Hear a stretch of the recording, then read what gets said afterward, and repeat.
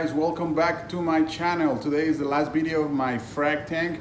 It's been a long time since I did an update in this, but in today's video I will show all the details and finally how the system is doing.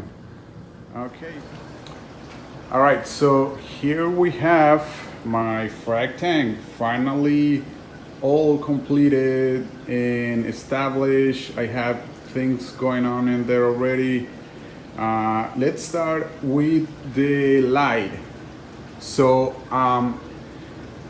a side note, I choose the Kessil A360 for this build, and the whole theme of the system was around the light. I want to incorporate the light around the system, so this is how I imagine it, that the light was going to be according to the space that I have to work with.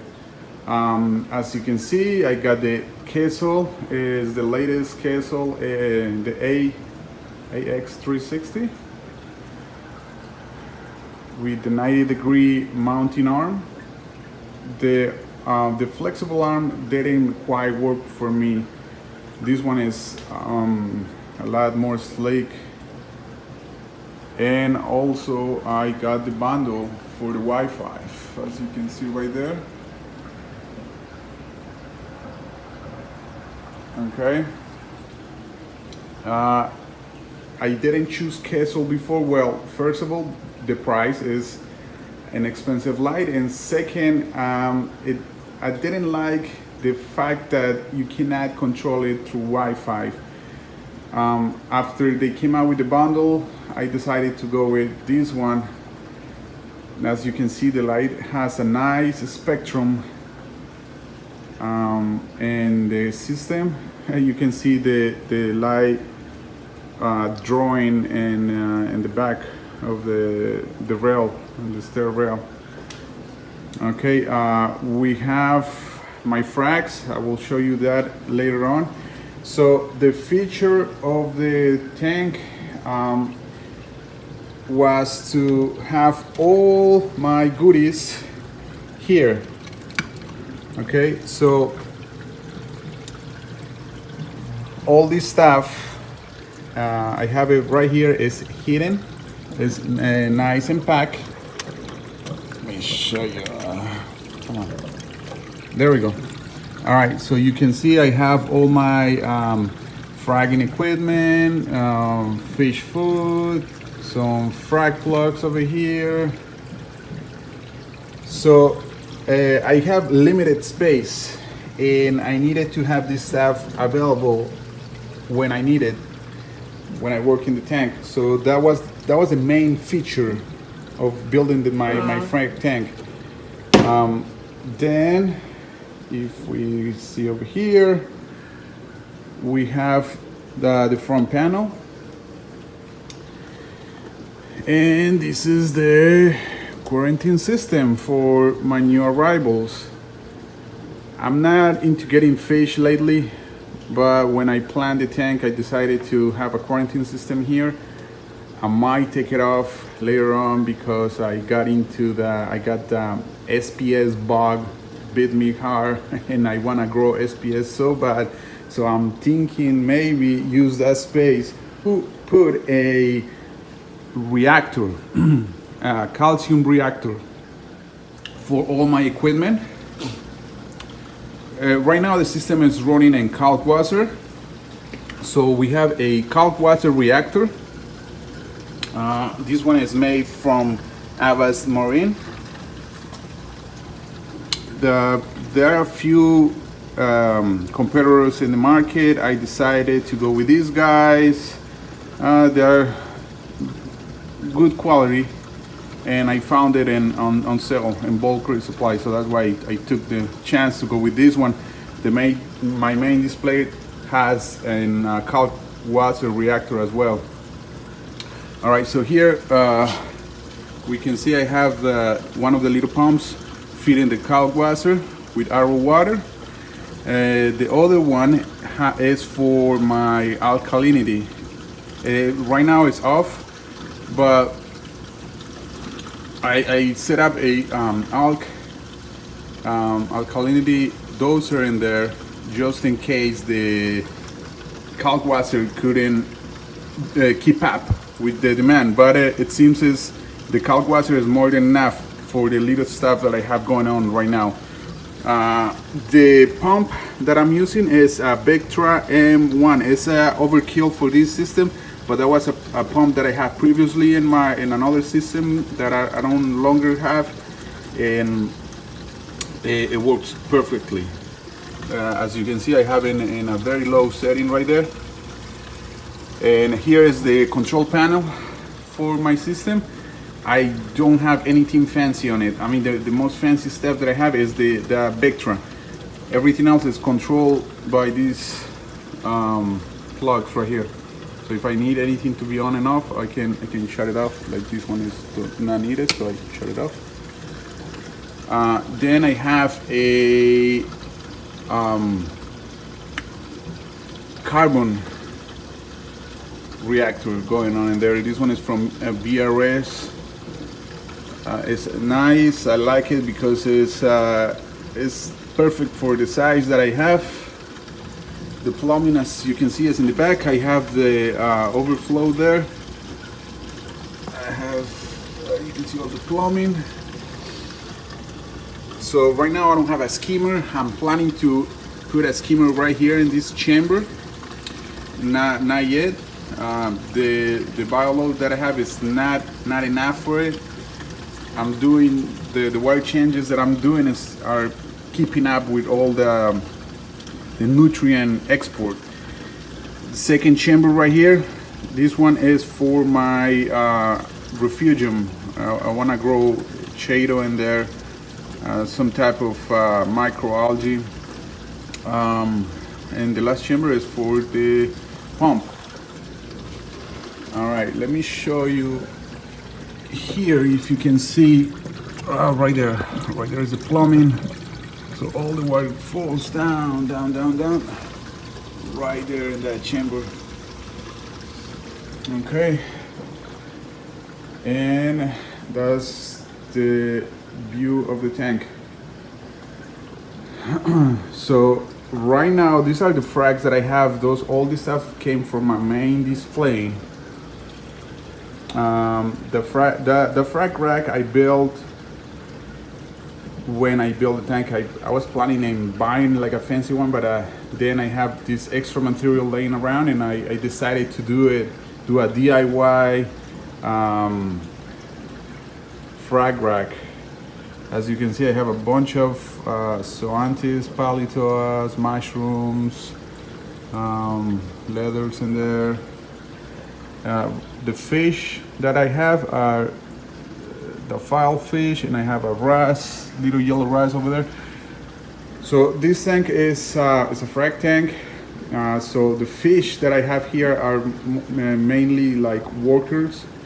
Like the file fish that's an Aptasia eating file fish. When I set it up, I have like a medium mild Aptasia outbreak.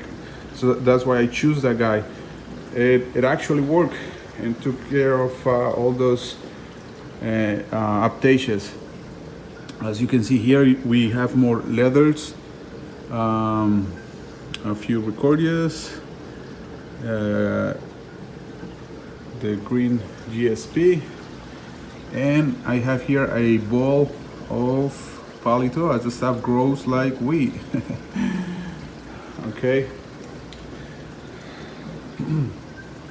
All right. The tank itself is very practical, believe it or not. Having two tanks, having actually a tank that you can add stuff when you're working with your frags, when you move stuff around, is actually very practical. Before, I didn't have a system such as this, and trying to do anything in my main displays was very troublesome. I have to have extra buckets, extra stuff laying around, and at the end of the day, it was very annoying to work. I'm referring to working like fragging or moving corals or stuff that you don't want anymore, but you don't want to get rid of yet. That kind of situation. I don't know if you can relate. Will I do anything similar in the future? Most definitely. If I have more space, I will do something bigger, of course. This right here is a tank built out of necessity a little bit, and also because I want to expand my intentions of reef keeping. I wanna grow myself into having more difficult species, and try to be more creative when I'm building a display. Having a display tank is always challenging because you want certain stuff to grow a certain way, or you don't want this rock the way it looks, so the stuff is overgrowing. So it's practical. It's a very practical system to have. It's stuff. Okay, so it's stuff that I'm missing in the system. First of all, okay, so I'm missing the protein skimmer. I'm missing a power head, and I'm missing my refugium light. Those three are the three things that I'm missing. The power head that I'm going to get for this system is going to be a gyre type of pump. It's not going to be a mass spec gyre. Those are very expensive. It might be one from, I have the battery backup right there, one from that company, Ice Cap gyre pumps. They are kind of cheap and they work very well. So I want that one because I want to have a gyre flow in the system. I want the all the detritus to go into my overflow. My overflow is right there. Let me show you. Yeah, that's the overflow. Also, something that I didn't incorporate, I didn't mention before. I have polyurethane tap. That one is for evaporation and also from protection from my kid. My kid playing with the toys and whatever. I don't want anything falling into the water. So, and also it keeps everything nice and quiet. As you can see, I have the flow it's a little bit loud, but it's there. It took me quite some time to build the whole system. As you can, if you've seen the previous videos, the stand is DIY, as well as the tank and the sump. Those are DIY things that anybody can do with some patience. All right, guys. Hopefully you liked this little update. If you like it, please help me out. I'm trying to build up some confidence on YouTube. It's not the easiest thing to do this kind of stuff. It's difficult enough already to keep up with the system. You know, it's not an easy thing. And YouTube is nice once you see your progress in there a little bit, but it's challenging and it's another hobby all by itself. So if you like this kind of stuff, please help me out. Tell me what I did wrong, what I missed. Help me by give me some feedback and what can I do better about it. Now, remember something. I'm not trying to do like a DIY or how you should do this. No, this is nothing like that. This is just me showing my progress and the saltwater world. It all depends in many factors. A very big one is money, unfortunately. And the more money you have, the better your stuff is. That's the simple truth of things. But you can get around that somehow, and that is my giving to you guys. If anybody is into trying to start or whatever, don't get intimidated by like all these big. If you don't have the latest and greatest, you're not going to be successful. That's not really the thing. But once again, this is my own opinion. So thank you for watching, and if you like it, please consider subscribing. That way I can maybe make more videos. All right, guys, thank you, and have a wonderful day. Bye bye.